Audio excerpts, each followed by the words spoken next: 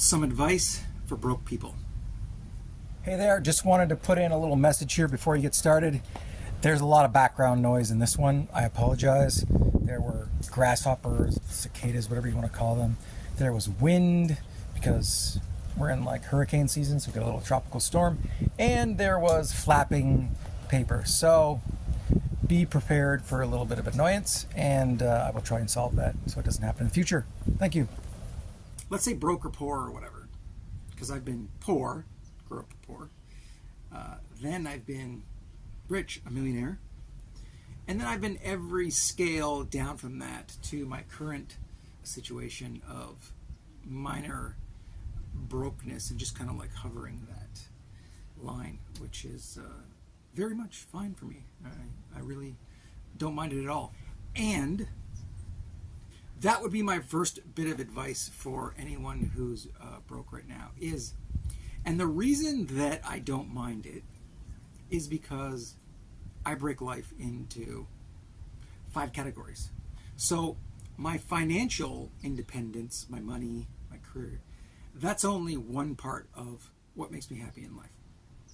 And typically this is for most humans because I've done lots of deep psychological studies on this because I wanted to know, like at a base level, what across all humans makes us happy. What situations, what psychological levels, what things in life, what gives us sort of deep happiness. And by happiness, I mean like the big happiness, like the meaning, the worthiness, the achievement, the feeling like your life is full and it's really, really good. And although there's always struggles in life, it's being able to accept those and still have this feeling like, oh, this feels good. This is a good life. So that's what I mean by happiness. So when I go back to the financial component, only one part. And so I look at the other parts, and the other parts come down to mental health, physical health, relationships, like intimate relationships, community, family, friends, all that stuff. And then your passion pursuits or like your purpose kind of realm, and that could be anything from spiritual pursuits to artistic to creative to anything that just makes you feel good. So when you break life up into those 5 categories, then it really makes it easy to see like this is only one component, and these other components are what I want to look at as well so that my life can feel good. Because typically the broke poor mentality is panic, stress, anxiety, constantly like worrying, and it's a very uncomfortable state to be in when you don't have this money side covered. But what I'm trying to explain to you is that's the one advice is there's more to it. So the first advice is look at life that way and look at your life and say, okay, maybe, and the simple way is to do an evaluation out of 10. Maybe my finances are at 4 out of 10, which means you're failing. Below 5 is failing. Maybe my mental health is at like 5 out of 10, which isn't very good. Maybe my physical health is like 8 out of 10. Maybe my family and relationships are like 9. They're really, really good. I got a solid family. Whatever, intimate relationship, really good. And then maybe your passion pursuits are like 6, 7, 8, whatever. Maybe they're 4 or 5. You want to look at all those areas and evaluate yourself and say, how do I improve in all those areas? Because they all contribute to health in the other areas of your life. And the big one, which is that first advice, is mindset and realizing that there is more to life and that money is a small component of that. So look at it as that and look at it as this category that, you just got to take care of. The second advice I will give you is embrace your brokenness. Embrace your struggle in this area. In other words, we always have stress. There's always something that is not perfect in your life or that you're going to struggle with. And there is a reason that you're struggling with it. And most of the time it's because you're not really paying attention to that part of your life, and you need to give it more attention so that you can raise your level of happiness in that area. And it's not just like attention, like what's going wrong. It's understanding what you've been doing in the past that has got you to this point, and then how do you change the way that you're acting so that you can get to a higher level? You can get to a less stressful, more happy way of being, which means you can increase your income, or even if it's decreasing your expenses. But really, it's you have to pay attention to that area, look at the details, potentially look at what you're spending, look at what your habits are, and write them down. And then you'll start to see where these things have led you to the position you are in right now. And then you'll be aware of that, and you'll be able to then start to create habits that will get you out of that position. The only way you can do that is to really be like embracing your struggle. Like, I gotta dig into this stuff. I gotta find out what's going on. This is me doing this, and what are we gonna work on to get us out of that? That's what I mean. It's like we're in this together. Number three is 2 parts: knowing what you value and having a vision of what your future looks like and what is happiness for you. The only way that you can have a vision of what you really, really want and what means happiness and meaning and purpose for you in your life is to understand your core values and what you as a human see as the most important ingredients for your life to be happy. And I did another video on how to find your core values, and I'll be doing more on that. But essentially, that's the start. That will give you the raw materials to really create the vision for your future, and then you can have something to work on. Because a lot of people are they're languishing in their current state because they have no vision of what their life can look like outside of this state. They're just wallowing in it. They're like mired in their own victim mentality or their own tragedy and misery. And to get out of that, first you have to have a vision of what it looks like when you're out of that. And then it'll be much easier for you to work towards getting that, as opposed to be constantly being like just the suffering in your current situation that you're creating for yourself. Number 4 is, you might be saying, but this doesn't help. These things don't work because I'm just so anxious and I'm panicking, and it's this constant thing every day. And that is your mind. And that's when I talk about the 5 categories. That's your mindset. Your mindset is a fail if you think that way. And part of how you get your mind out of that is to look at your life as only one day at a time. Because essentially that's all you have is one day. And so you have your tasks, you do them in a day, and at the end of the day, it's over. You forget about it. And what I used to do is, I was super stressed at the end of the day and I could feel it, my mind was like racing, I would just tell myself, the day's over, you can't do anything else about today. The best thing that you can do for yourself is to get a good rest and a good sleep so that tomorrow you can do the tasks that you need to do. And if you don't know what the task you're doing, or you're stressed, or something comes up, get up and write them down. Get them off your mind so that you know what you have to do tomorrow and you can let today go. And then also you can just remind yourself of what you did today that helped you move forward. And at the end of it, it's done. It's over. There's nothing you can do about it. Along with your past. That's also done and that's over. And there's nothing you can do about it. So you're looking at, what can I do in the next day? And that's it. The rest doesn't even matter. Now, the other big thing that you can do as far as your mindset, and this helps me all the time, is stop comparing yourself to anyone else. Comparison shreds the joy of life. You want to be looking at it more in a comparison to yourself. Where was I yesterday? Where was I the day before?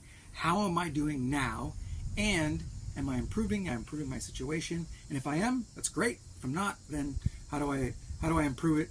But it's only in comparison to yourself, because everyone else in the world has a different situation and you don't know what they're dealing with. They may appear like they've got everything under control and they don't. There's a lot of cases where the people that we really think are like on top of the world end up killing themselves. And so you really have no idea the amount of stress and turmoil that is going on with other people. And so don't worry about it because you don't know. Just concern yourself with you and what, I film outside, and a couple people have mentioned that there's a loud noise in the background, which you can hear right now. And it's starting to piss me off, even though I didn't notice it before, but now it pisses me off because I can hear it. So I have to wait until that ends, which it just did. And now I can continue. Here's the other thing, and this is a really good one, is that you want to look at your life as problem solving all the time. As an entrepreneur, this is entirely how I look at my life. Everything about an entrepreneur is a problem to be solved, because every single problem you have in your life is just waiting for you to give it a solution, and then you move on. But, and I had to realize this when I was younger, is that there is a never-ending amount of problems or opportunities that are going to happen in your life. And you can choose to approach them in a very impatient, negative, why does this keep happening sort of way, which I did for some areas of my life when I wasn't able to transfer my entrepreneurial logic to those areas and look at them as, yeah, these are just problems to be solved, and I can choose to get angry, and I can choose to be frustrated, or I can choose to just enjoy them for an opportunity to learn from them and solve this problem and move on. Even today, I find that there are certain things that will trigger me, make me angry, like the grasshoppers that are really noisy and they interfere with my video.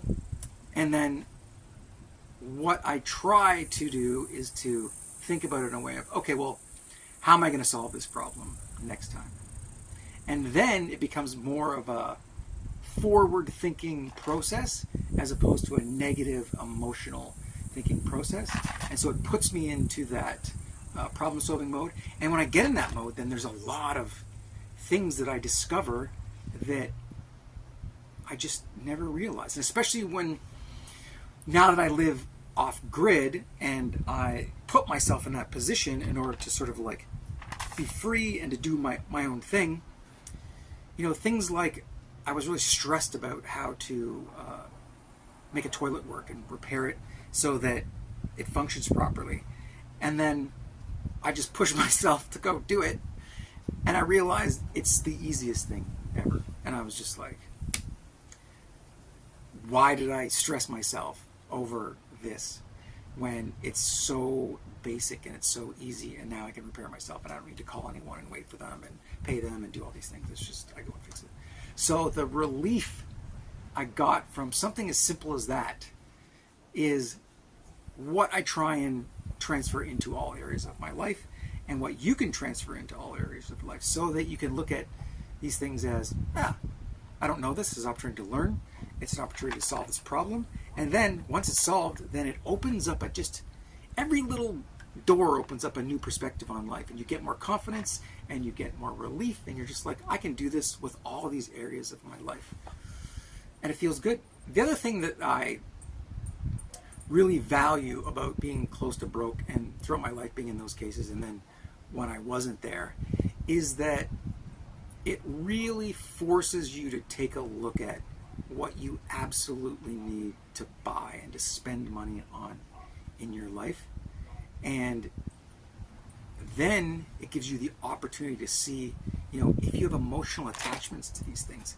Are you buying things because you think you should? You think that you need to get this? You think that, this is something people will see me this way, or any of these external forces that are convincing you to do something, when you really, really look at your values, you can say, do I actually need this? Do I want this? Or is this some sort of societal thing that's being put on me, And am I really just acting as part of this consumer culture that has been put upon us and that is constantly telling us that in order to be cool we need this, in order to look good to our friends we need this, in order to be a good person we need this, in order to look successful, be successful, all of these things, we need to have these things.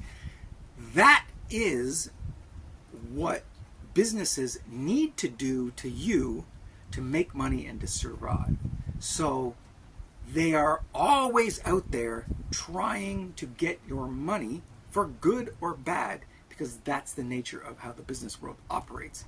It's up to you to be discerning about what you need and you don't need to buy, so that you can take charge of your life, so that you can control your finances and you can build up money, so that you are not super stressed and you're like a, what would you call it? It's a, the carrot and the stick with the donkey, where you hold the carrot out and they're constantly going towards it. And I mean, the stick is to hit them if they're not moving forward.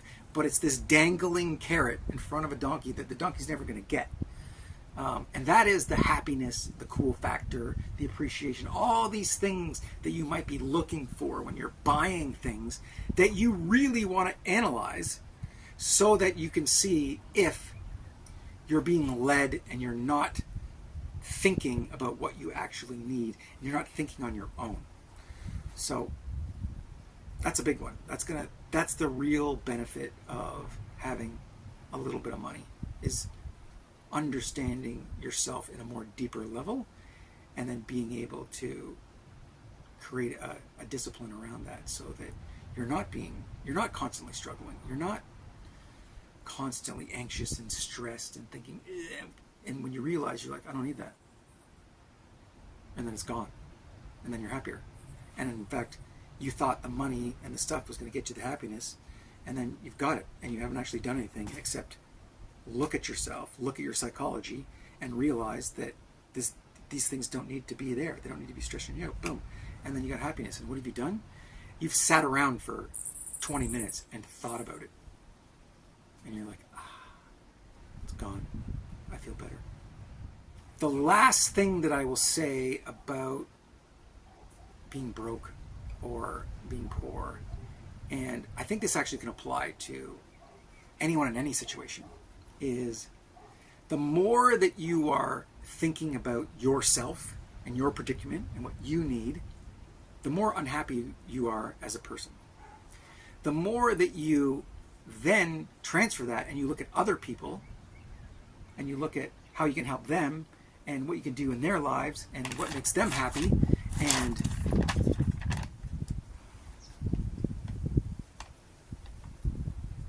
how you can contribute to making their life a little bit better, then the more happier you are, then the more you're going to be happy, because the less you're going to think about your own life and your own stuff, and the more you'll be adding to the happiness of someone else's life.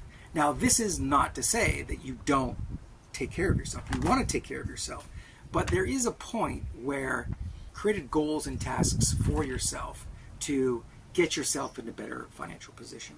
But you don't want to do that so that it harms others. And in fact, you want to do that and also look at how these other areas of your life you can create happiness for yourself, but create happiness for others as well. And the psychological effects of that are, and then you're able to look at the world and go, oh, how can I make this person's day better? Or maybe I just smile, or maybe I'm, listening to someone as they talk about their problems because I want someone to listen to me when I talk about my problems, and you can give them some sort of relief, then they're going to be happier, you're going to be happier. And so that is one thing that a lot of us fail to realize when we're very stressed out about anything in our lives, is that everyone is stressed out about everything in their lives. And if you can help and look at other people and see if there's ways that you can help them out and make their lives happier, then just that lower focus on your own thing, your own sort of greedy needs, call them whatever you want, your own needs, is going to make you feel better. It's the weird thing about being unselfish, is that it feels good. I hope you got something from that, and good luck. More to come.